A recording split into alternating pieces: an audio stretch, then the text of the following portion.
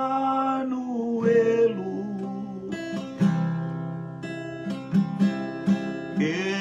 Emanuelu,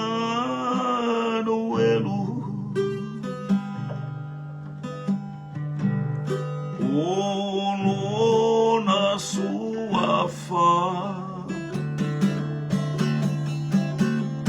Emanuelu,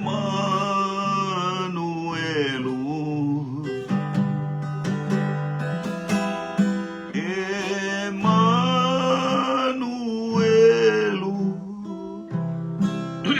hallelujah, Emanuelu,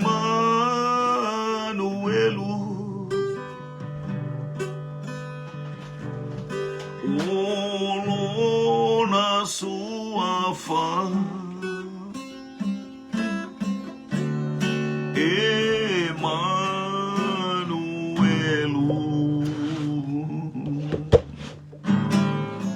wai tatou le atua malosi,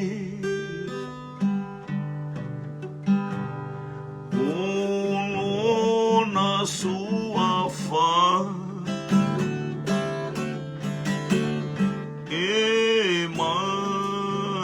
Emanuelu,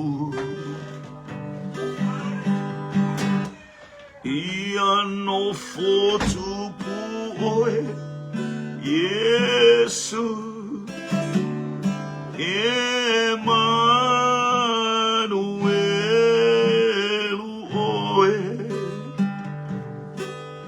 ole tupu o tupu, le ali'i o ali'i, e tupu pula o le taiao, o le taiao, o te pese pea io, pi'inga mawhana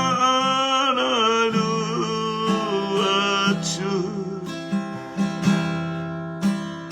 o te nofo tupu whaatasi mai e whaawawawu,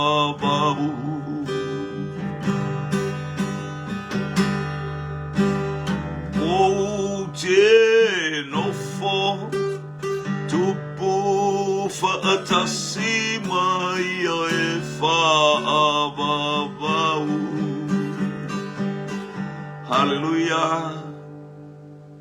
Praise God, praise God. After watu tumani maenga ole uli mo welo lofa malo wanga le lei ya mato fafta ila uta singa fafta ile aula bea imale au fasoa ola ufio ile oli male fia mato loto fai pesenga fai el tala inga ole nei ya oli tama la upu mato fasoa ta si pelua ia fai mea uma mo lovi inga aipenu mea uma ia mana tua mavi ia le suafa o le atua. Mātou whasoa e whaifua, pe awha i e whaina o i mātou maso mātou poto tangi sia le mano le nganga pa ia whalau tele. Tala lau lava upu ina ia ola lau whanau ona o Yesu. Amene, ma amene, ma amene. Whatalo watu i le ainga i upenga te whailangi vi ia le li iso stafo whaina mong mai tātou polo ka lame whatalo watu ia o suafa lo loto lau tele ma malu ma mata ngau fie o lo tātou wali i ma lo tātou whaola le li i o Yesu geriso vi ia le li. Talo watu i le tātou whale walesi Global Kingdom ia hallelujah. Praise God, ia ile ngale leo le atua, maro fo inga lue vi ia le atua, fatalo fatu sunga le fatonu, ni ia le lima fatu le ngatai lea o le ainga, fatalo fatu ile uso ona ia sek le ala itafea, Sally Bridget, hallelujah, vi ia le li, tato polo kalame ai mainu e ma mao le ala. Ia i fo le fatalo fa to fo i mo le uso ia fa fuina tahanielu. Hallelujah. Ia tama mai o Tara, ia ngale leile li malo le soifua. Tuai le ti tato por kalamina sa poloka mai o lo sa pisi mal tato leina. Ai le me pole ai o le wa toi long male mai vi ia le tua io tau fa a isi na fa le tonu to tato so ta inga ia tau fa tonu fo ia tato polo kalame vi ia le haleluia vi ia le tua ya o foi pena ni polo kalame ele io atu le aso e ta pena mai tato polo kalame pe vai so fo le ta tala i polo kalame uma a lau fale wale si haleluia ole global kingdom ta lo fa atu ya te ila to uma faina mo mai lo wa no fa ta lo fa te ni to tuila America Samoa mo lio le ava so le au le leo le kengele mo nga ka so le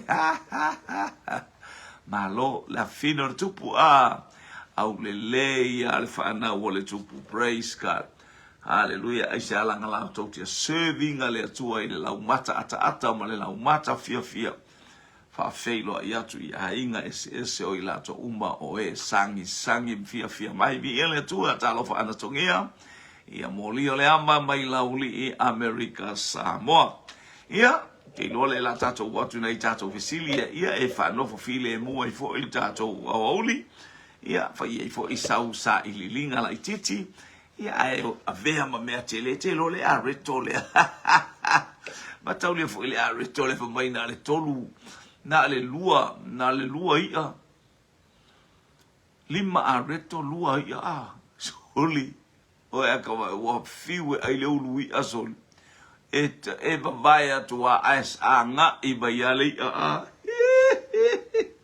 ai nga I bayale ala to ia vi ele praise God ia batalo watu ile nga mai tinji hawe ile ele no kwan him talo for el noa ni ia leli ia wa mai ia olala au na etapua ia haleluya ia vi ele tua ia ngale ya tu le tua I nei vaenga ole ao oli sarata nelu le masiofo haleluya ale fatonu vi ia leli malo le soifua ia vi ia le tua praise and fatalo fatol tama baitu tuila America Samoa ia te losa etapua ele si hok e pola ele ngole hata ole manu ia vi le tua ia tato ia nei fatalo fatanu as a family vi ia le tua ia tato fisili mua nei taiao e fia usunga apero amo fia ni usunga apero amo e loi tono tu spaia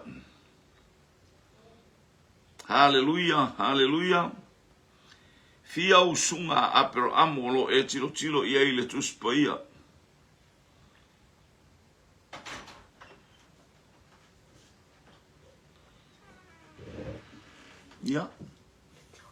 ia faftai tali mai lo wafine faftai tene le opola tali mai pola e tolu si shak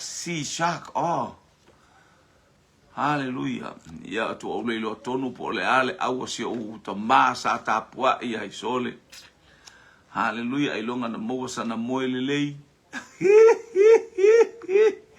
ina ua manu malo le awal faila utusiali ia leli I whaaftai ia datou fisili na wailunga fia usunga apero amo tasi datou tali le wanga I mai a te pora uta ulu Cornelio haleluya o sale apanga ma le tali e tolu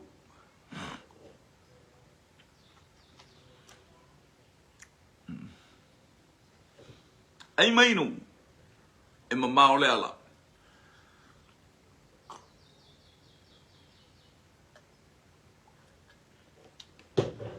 pola to emele vai tale mai ia sole ole ia le ala pe wa ia tu le kopi mai ia le wa mata na kopi mal tali ale fatonu ile tali te pora tititi mai sare apanga e tuai lata ele vai ngalu lata ele vai ngalu talibai mai preta haleluya e tolu talo vatu tito luaiva talo farsunga ona le tua mana ia lo ao ia le ao fatalo forneta ia na to ina mai le sunga le faife au le lei mata pepe mata ata haleluya praise God tito luaiva haleluya oh praise God papa kura Ia le whape mai ana tongia le teino le monio le ama e lua usunga. Ia le li. Ele noa kwan him e lua.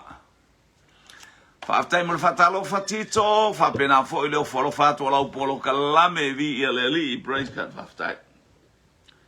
Praise God. Hallelujah, hallelujah. Le whapea mai ia le angelu tau, hallelujah, o sa rayo whangalii, ia maakara o tafuna. Ai leo sa rayo sa napu, hallelujah, maakara o le lava. Usunga mua sara, usunga rona lua o tikura, oi, ana tongia, usunga rona tolu, fafine polonga, wow. Praise God. Mana ia fasolonga mai o usunga ia. Usunga mua o sara le fine sa napu. Hallelujah na usu atu ei apero amo. Hallelujah mai le vai ngalu. Usunga lona lua o tikura. Hoi sole. Usunga lona tolu fa fine polonga lona winga o akara. Anthony Tanuasa e tolu usunga le o tau mai. Mana foi fa pa fa mai tango e tau mai po ai usunga ia mana ia le a de tale fa ngortaria ana tongia. Hallelujah. Fatala watu matamua bali ana Fraser. Hallelujah. Maitono New South Wales le wallaby. Hallelujah. Male kangaroo. Fatala watu malole soifua. Yeile angale leo le atua. Tato yeilungo le tato polo kalame. Aima inu e mamao le ala. Hallelujah. Ina uatolu sumar faminu. Te alis fulu male lua. Pole te alis malua. Sumar tasi se fulu iwa pole iwa. Hallelujah, i tonu o Australia. Ni ia le li lo sumar fata toru sumar fa minute te ai. Hallelujah. Vi ia le i tu la e iwa i tonu Australia. Ya ngale le atu le atua i le feilo ai mai o la usunga. Hallelujah. Ale fa fenga vi ia le atua J Jimmy Brown, Williamu. Ta lo fa lo uso au na vi ia le li praise God. Hallelujah, ia mana tua foi ole nei oli talo vi ia le fa moni atu te favor male anga mai o le uso au na vi ia le tua saso tata fao vi ia le li praise God e son po leo te le lopete si la fia i nei au te lo ilo fo le mete suai Jimmy ia e saudi le tua sei au oli tata fao ai vi ia le li praise God. Ia le atua le fia maua stato o lo to tas stato talianga e mai usunga e tolu. Usunga e tolu usunga a apero amo. Le fo mai e tolu usunga apero amo. Hallelujah lo usunga mua le o tali le tato ofisili. O le usunga ia sara. O le usunga lona lua, o le usunga ia akara. O le usunga lona tolu, o le usunga ia ke tula, i o se tasi fo iau au na apero amo wale o ta ua mai se mea ia ngai mai fine lea, ia e tele le au na va fine i te tonu le aingo apero amo, o ia lea na, hallelujah, o lea e mana ia le tato au te se ibanga na ua le o maua le mai tato connection fa mole. America Samoa vi ia le ali ai tolu sunga fa ia le tua i lautali valo posima vi ia le ali o aina ta unua apero amina woti apero amo o e loa tangata na tanua apero amo. Hallelujah. Peta ia ai maasu fui mono talofa praise God. Hallelujah. Woti apero amo o sili le wanga iatu o aina tanua apero amo tuli au pupe le atu o le sau le a apero amo lona ainga ile nei au oli praise God. Hallelujah. Ia usunga la ia wanga imai ia Anthony Sarah Akara Kitura ia sa ole le tali le ua mai al tali o tatou fesili le ua au mai lunga Sarah Akara Kitura o usunga na e tolu usunga o fafine fo ina. Hallelujah, praise God. Ni ia le li Selema na ia lo le yo sunga a ia le atua mena sa faila I taimi na ai matalo tato wo o ile taimi fou ile taimi wa tato wo o le fianga inga fou ia ua au mai lau fianga inga tasi o le ava o le tamaitai o le fato ano fotane haleluya sa fata l'Italia le fato a faia va o Yesu ke riso olana e kalesia oe vi ia le atua le watali mai tama mai le pa haleluya o Isaako o sale aula ma Isamaeli o le pa oka va taile zuga angelu tau a taile angelu tau o aina tanua sitoia ina o Abramo ne fa pe mai le angelu tau haleluya Isaako sale aula ma Isamaeli o le pa vai mio atu o itama Padalo batu te ile faletua o le failotusi mareta taulolo ia il nei temi malulua o tovi ia le li te lopo watali tu la fa hallelujah tono America Seattle ia o la yangi al fu a Seattle le manu malo Seattle malovi ia le atua praise God le wo mua mai tali mo Isaako sale aulo ma Isamaeli o le pa Anthony Tanawasa Isaako ma Isamaeli tali lona lua mai America Samoa ita funa le malai valele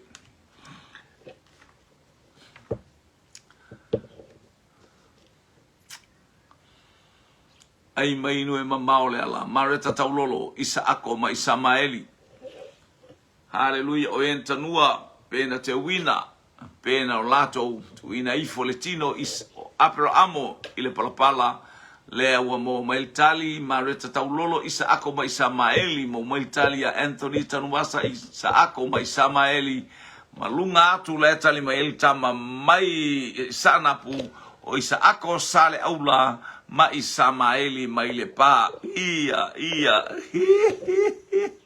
oka ea li mareta io le fapea mai anatongi o atali io Isaako o natali o Isaako ma Isamaeli io tali na mai molio le amba lauli America Samoa tinata talo arise and shine my America Samoa o le lalelei hallelujah o le molio le aba patalo batu rona le lea hallelujah le apo le lea ia fela vale fa leonga e mata ngofiai ono ele motonu ia evi ia leli praise God fatalo fatu ia te oile to fini ia ngale le ia maleanga e maita to polo kalame o lea watali tato fisili hallelujah watali tato fisili praise God o Isaako ma Isamaeli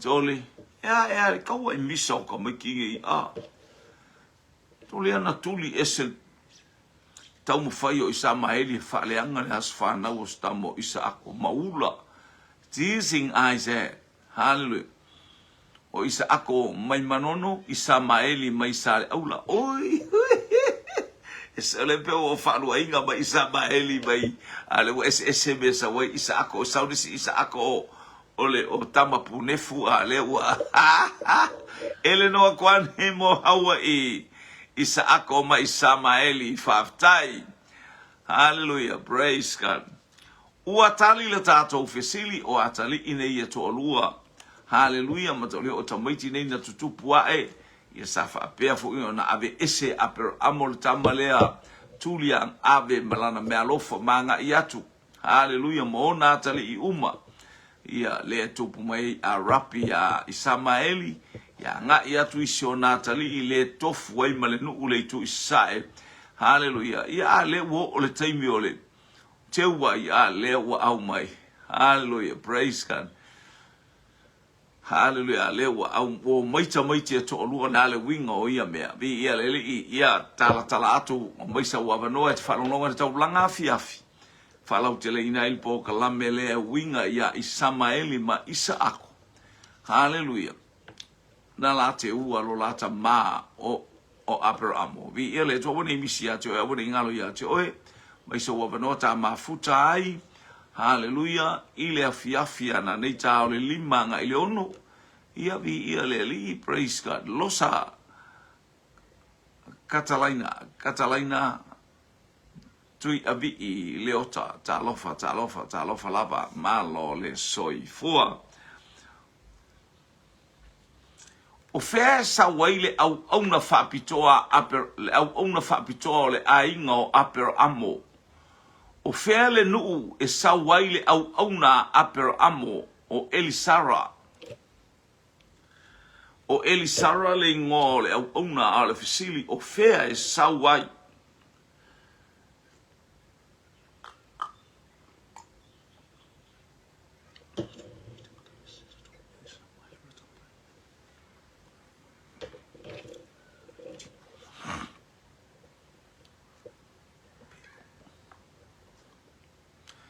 Mei salapati, oh, ta lofa brother. Ta lofa ia, te ole una le tua le usunga le ao. Vi ia le li ia. Fata lofa atu ino tato ieli ta usanga fau. Ia le ngata fo ileo au unanga le aingo man whanau le tua. Ia vi ia le li ifia fia loto ta tilo atu ilo suafa au le lei. Lo suafa mata I pepe. Mei salapati. O Wellington le moto manulu e angi le matangi malosi hurricane. Alofa atu bo e le uso atato iai fe ilo aipea vi ia le li yanga le leile atua. Praise God. Tato visili wanga iatu o fea sa waile au auna tau safia male au auna fa moe moeina. Hallelujah, hallelujah le au auna o fea sa waile au auna. Hallelujah. Le ongalo ese le afio anga ya afio mo le uso Wellington, hallelujah. Praise God. Praise God. Ele utali mai Anthony Tanuwasa. Tama mai tutuila America Samoa. Hallelujah. Otama Seko. Tali mai foil tina mai Seattle. Hallelujah. Au malosi. Hallelujah, wo ua nei siampini, le wo ua nei le ipu. Hallelujah, le isi vaenga o sauni atu mole talita, mole Super Bowl. Ele siampini o le Super Bowl America. Hallelujah. Ia, malo le tapua, ia malo foi faita talo. Ia le limo na yalo mfanau mainga. Ia o ia I tonu o nei ta longa fata lo fatu to mai ta yo le mota le anga I mai Gemma hallelujah fa o tane liu ia le li praise God ia manu ia le uri le anga I mai ia le anga le ma le pa ia le tu le tato wisili na wenu beta ia ai ma asu fui ma ono ta lofa ia le li tato wisili na wailunga hallelujah. O fea e sawai le au auna apero amo. Tau safia I le ainga. A fa moemoina I le ainga. Na te wa aia mea umalama le ainga. O fea e sawai. Le wa mai tatou tali si hoka. La le las. Si hok. So le ave tu ta umai fo el tangata le o. Ta umai tangata le a le ia. Le fa moemoinga le. Going strong. Ia mana ia fa ngol aule ia le tua. Ia tapua Emanuia. Ai le se uma atu po kalame ia na fili atu le tutuila America Samoa e asiatu le mai le. O ba fatia si utabali ila na au. Ia ia le atua. Ia le ua tali la tatou vesili a ngai maile au na apero amo I le nu e ta ua o Tamaseko. Pole a aia ta ua o Suria. Nisi ngoa o Patanarama. Ia le atua. O ingai a ngai maile o tali mei Gemma. Hallelujah. E a ngai mai ai le au na e a ngai mai Tamaseko ma tatou tali umai wanga e atu ilunga sa olelei. Hallelujah, praise God. Sina le saito talofa lava vi ele li ia fa manu ia tu le tu ele ngai mai ia ile anga le yo le tu le tasia tato fisili O ile tupo Filistia na osi le lafia ngainga ma apero amo ilunga le vai o Peresepa. O aile ingo le tupo Filistia na osi le lafia ngainga po le tupo Kira. O Kira o Filistia na o se vai. Na osi le o le lafia ngainga ma apero amo. Apero amo ave ma oeta ma moena. O le winga o nata mai ma moeta ua tua i ate oi lo soifua atoa mai lato uma o e fisili i ate oi. O aina Elia le vailea apero amo. O aile ingo le tupu o Kira po le tupu o Filistia na faile la o si ngafia ngainga ma apero amo. Nea tau te ia apero amo lama e. Pa mata mata ai tatou ainga ma tatou wawa ai ai pia ile oa malta mau ainga o le atua le o yel tali lunga o le tatou penga te whailangi. Hallelujah, le ua tali mai ai ia. Hallelujah, tema o Abimeleko. O Abimeleko. Praise God. Ia, ia le ali tatou lua itali na so me mal tatou tali lona lua mai le angelu tau mai preta Abimeleko fatalo batu i le faife au lea po lea o mai tonu o Brisbane not Brisbane o i fo le ngo Melbourne Victoria Melbourne Victoria le ua talo batu i le faife au lea ia angalele ia tu le atua il nai tu ma le tafa o le lalolangi praise God le wanga i mesta ngata o Hawaii o wanga i mesta ngata mai Australia ia le sanga i mai el faife au o matamua anai ia praise God ia na la ua lua mai tangata i tonu o le nuu leo tato iai i whaftai vi ia le atua le o ilitali le o ilunga atu te ala iti tatu. Anthony tanu wasa Abimeleko. Mareta Abimeleko. Mareta taulolo.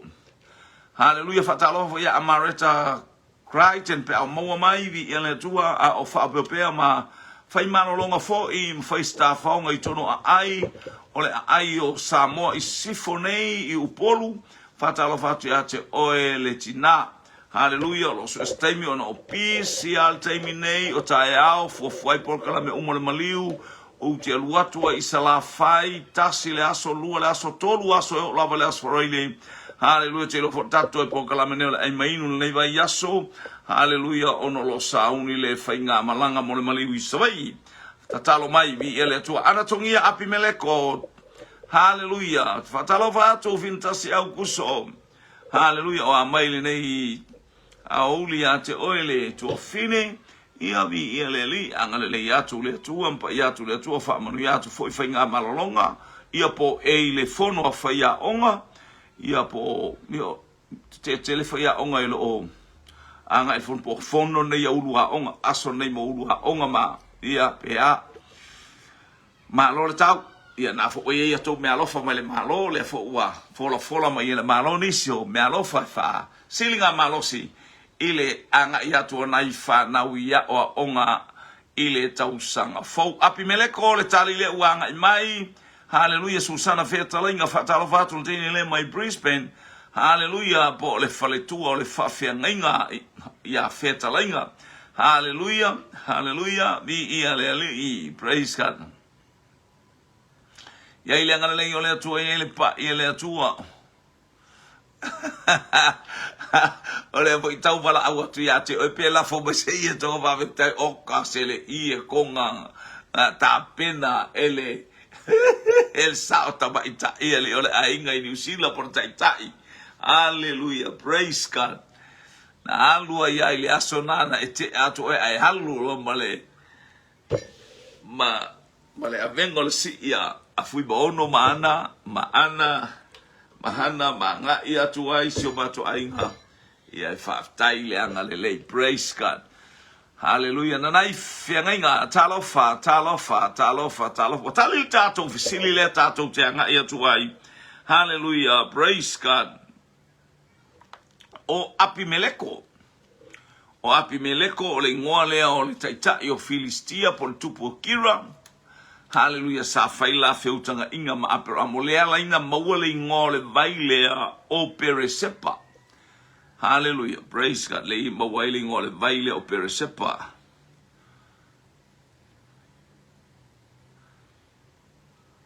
Waile ngole faife au na asia apero amo ina ua fo ana ya asia apero amo ina ua fo imai apero amo ile taua. Ina ua fo imai apero amo ile taua matangata o sasae. Haleluia, na lato fatafuna ina ia so toma makomoro ia a emanu malolo no favor o na nga ia tuwa ilona ia leo. Haleluia, e asi atu tangata lea vi ia lea li, praise God. Ia nai losu mole ono el tors fulma le toru a ia te moa fo ile luas fulma tasi o ina ia ile a whiangainga le Abraham le whiangainga le losu mole ono o le whiangainga ma Isaako o le talanoanga ma Isaako a anatongia o Isaako na ia le talanoanga na au le luas fulma tasi le ia ile talanoanga ma Abimeleko. Haleluia, praise God. Nanai whiangainga ta lofa, praise God, angalele atu le atua. Whamanu atu fo ile atua le nei vaenga o le aso, praise God. Isaako Junior whangai, ta lofa. Namulau ulu inu polonga tua fafo, vi ia lele. Ta lofa lava. Haleluia, Livingstone lolonga vi ia le li fa mu atu le tua le stato ofisili na wanga atu le tato ofisili o ai le faife au na asia apero amo ina ua fo I manu malo mai apero amo I le tau ala ilunta upa suma le faa o le tusia kenese fo I manu malo mai ai apero amo mai le taua ina ua o tangata nei ma avatus ta maolota tuli loa e apero amo au mai mixateko deu tali mai ai mai America Samoa tanu vasa family fatalo vatu ilo utina ya malo fopa o hallelujah, praise God, hallelujah. Ia leli tali mai foi Isaako Junior whangai o mixateko tali mai mare ta taulolo me sa teko ke ne sam ta po sumar fafa po sumar valu mai ya chema o me kisa teko malo fopa me kisa teko ami Timitra Teofilo ta lofa hallelujah waile ngole faife au. Hallelujah, na ia watu asi apero amo ina ua fo I mai apero amo I le taua. Tato tali muli le anga I mai lunga o le tali hallelujah mai wanganui. Tina ia malo faupa meki sa teko. Tia fausia osi grey, hallelujah, le uso au na mai male poni, male tali meti sa teko. Ua tali le tato ufesili. Hallelujah, tali il tato ofesili o mekisa teko ma lo le tali ma lo le faimia le lei vi ia le li. Praise God, o tali le ofesili ya mekisa teko, hallelujah. O ai le tupunga o arapi, o ai tangata na tupunga mai ai arapi, ai mainu e mamao le ala whaftai anatongia ma le tali mekisa teko Susana Fetainga ma le tali mekisa teko sa o le lei.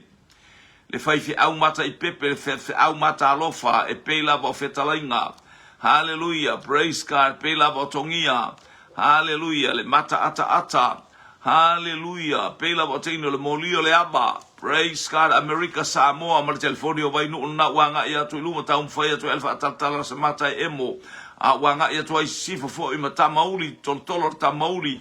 Faleata fastoi fascina reupena o New Lin, Grey Lin. Hallelujah, maua le le faifi au le mesa wai Grey Lin. Le wa mo tali ya tema o Isamaeli.